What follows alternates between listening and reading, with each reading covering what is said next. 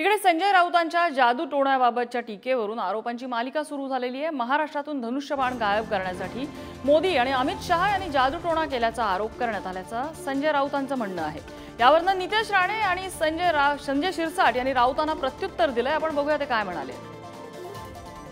भारतीय जनता पक्षाने म्हणजे विशेषतः मोदी शहांनी जादू केली, अघोरी जादू केली। ही अघोरी जादू या अर्थानं की हिंदू हृदय सम्राट शिवसेना प्रमुख बाळासाहेब ठाकरे यांच्या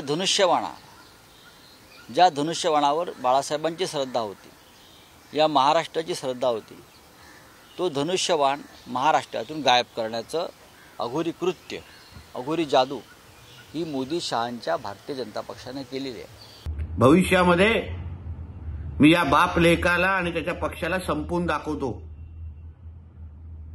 आणि आज एका तांत्रिक बुवासारखा जो काय काळा जादू या संजय राजाराम राऊतनी उद्धव ठाकरेंवर फिरवलेला आहे, त्याच्यामुळे आता उद्धव ठाकरेंचा हम दो आणि हमारे दोच राहिलेला आहे।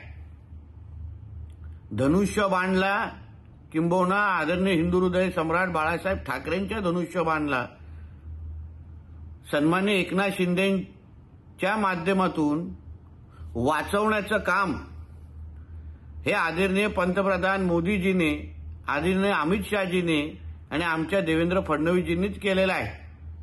जादूटोणा कसा केला जातो हे आम्हाला चांगल्या प्रकारे माहिती आहे आणि मुळामध्ये मातोश्रीच्या कोणत्या परिसरात कोण जादू टोणे करताना यांची नावं मिळाली तर मी सांगेल। बंगालचा कोण आहे, इकडचा कोण आहे, तिकडचा, या सगळ्या लोकांची नावं मी सांगू शकतो। हे जादूटोणा करणाऱ्या पुरोगामी महाराष्ट्रामध्ये तेच आहेत। आम्हाला त्याची आवश्यकता नाही।